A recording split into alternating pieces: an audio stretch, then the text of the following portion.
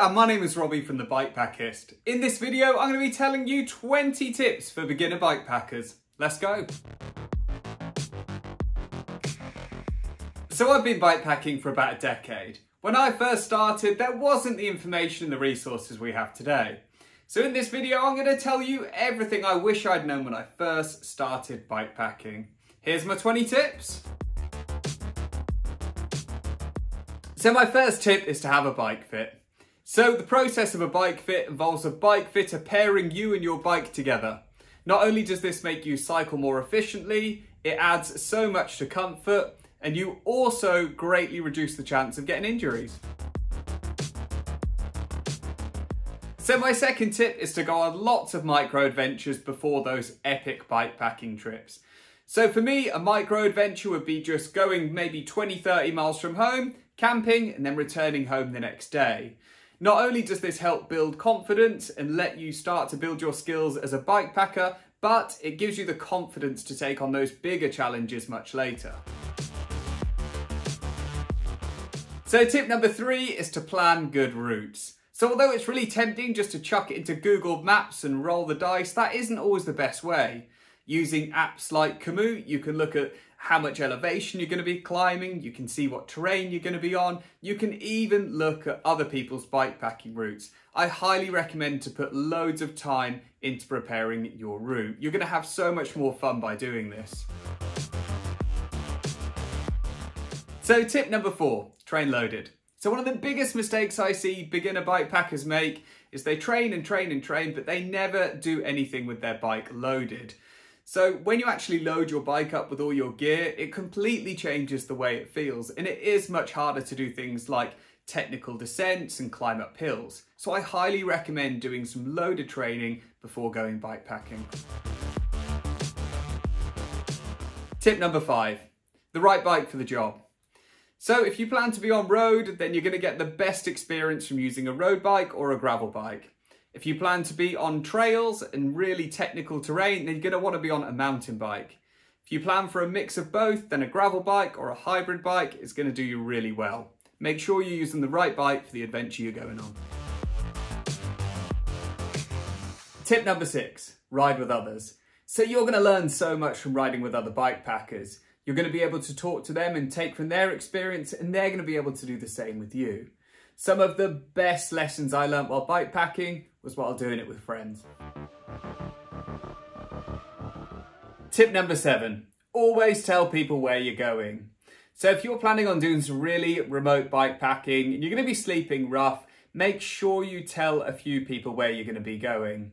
If you've ever seen a film called 127 Hours, you'll know why. It's just for safety, guys, in case you haven't got reception and something goes wrong, they're going to know where to find you. Tip number 8, learn how to eat and drink lots.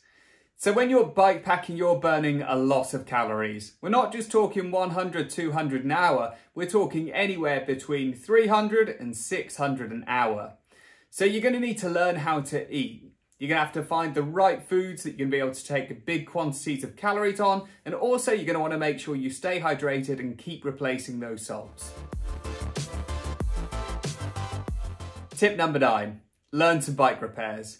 So when I say that, I'm not talking about just learning how to fix a puncture. If you're going bikepacking and you're going remote, you need to learn much more than that. I recommend learning how to true a wheel, how to adjust your gears, how to fix a bent disc brake rotor. All these things go such a long way, and the last thing you need is to have to find a bike shop to fix something really basic you could have learned at home. Think of all the money you're going to save when you do get home on going to your local bike shop if you learn it yourself.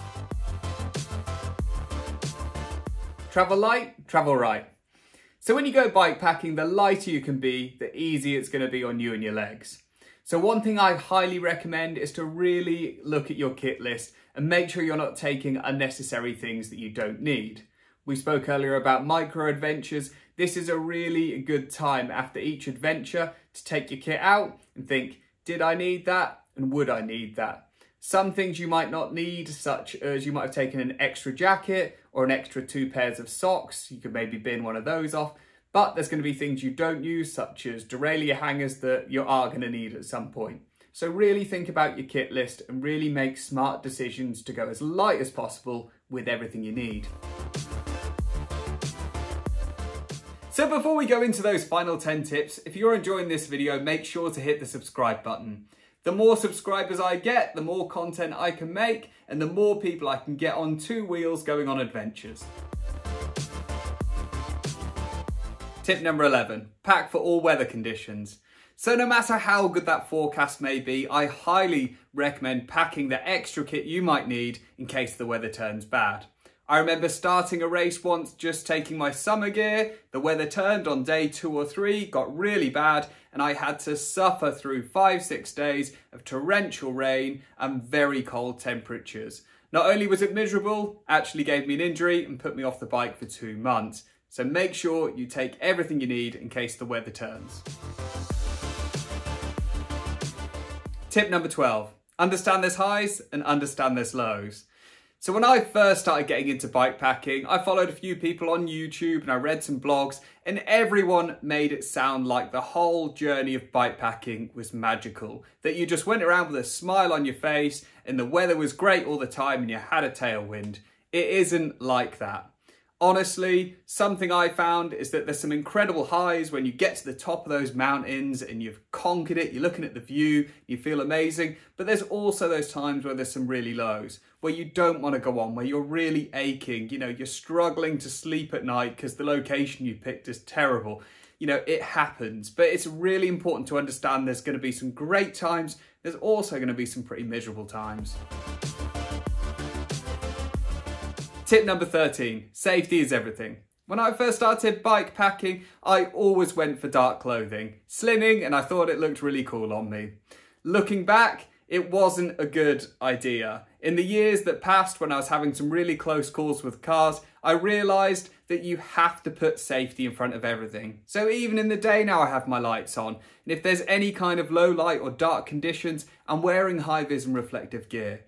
I highly recommend to start your bikepacking journeys at doing this. Don't learn the hard way. Tip number 14, self-care. I've seen some amazing bikepackers in my time finish their adventures early because they haven't looked after themselves. Silly little things like not wearing enough sun cream, not putting enough chamois on, has caused them to have to stop and end their adventures early. Make sure to look after yourself. Tip number 15, the things bikepackers don't tell you to bring. So I've looked at a lot of kit lists online and there's a few items that I just don't see on there that often that are incredibly useful when bikepacking. So the first one is a drawstring rucksack. They fold away into a tiny little bag and literally when you go to a supermarket you can fill them with food and water and just keep taking little bits out while you're riding. The next one, insulation tape and hairbands. There's very little that can't be fixed with them. Make sure to take some with you. Feed pouches. These are amazing. These are little bags that you put on the front of your bike. You can put water and extra food in. Not only are they great for storage, but they remind you to eat. The top comment of this video is a link to the Bikepackers website, where we've got this whole video in article form and I've listed even more items that bikepackers don't list on their kit lists, but are incredibly useful. Tip number 16, have a positive attitude. So I've met some amazing bikepackers in my time, and the ones that have the most fun are the ones with a really positive attitude. Bikepacking can be challenging, it can be hard, and things will go wrong. But you have to just laugh it off and take everything as it comes and just enjoy yourself. The best bikepacking is done when you're in a good mood, so stay in a good mood. Tip number 17, be adaptable. So this one took me a very long time to learn. So you can plan a bikepacking trip day by day, but only very rarely will it work out like that. Sometimes days go excellent and you do loads of distance, other times you make half your distance. So you have to be adaptable. Think about where you can sleep, think about secondary options. Just make sure that you've got your mind in a place where you're willing to change your plans. Tip number 18, have fun. So bikepacking can be challenging at times. You can be aching, the miles can be getting into your legs, and you could be against a really strong headwind. but it's important to have fun and enjoy the experience. So many people who are probably sitting at their office desk would give anything to be in the situation you're in when you're bike packing. So enjoy it and really have a good time with it. Turn it into a really fun, great memory. Tip number 19, take lots of photos and videos. So when you're bike packing, a lot's happening. You're meeting new people, you're going to new places, and you're feeling a real mix of different emotions. One thing that I feel guilty that I don't do enough is take enough video and photos of the things I'm going through and what I'm doing. It's really easy to forget, and having these little snippets of pictures and videos goes such a long way to take you back to that moment and help you remember the experience you had.